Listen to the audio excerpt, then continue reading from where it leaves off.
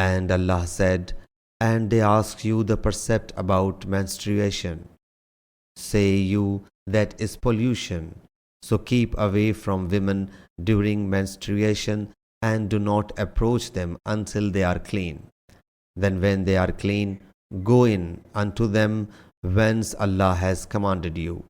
No doubt Allah likes the constant repentance and like the cleansers.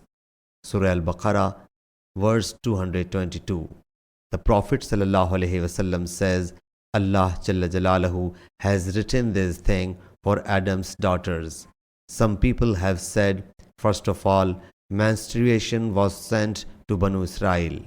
Imam Bukhari rahimahullah said, the saying of the Prophet ﷺ is more dependable. Hazrat Aisha radiyallahu anha reports, we went out with an intention for performing Hajj pilgrimage.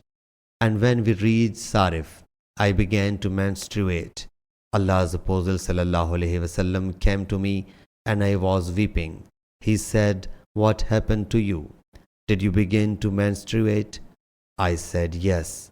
He said, it is something which Allah Jalla Jalaluhu has decreed for Adam's daughters.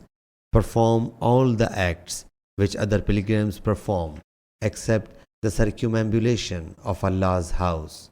He said, Allah's Apostle ﷺ sacrificed a cow on behalf of his wives. Sahih Bukhari, Hadith number 294.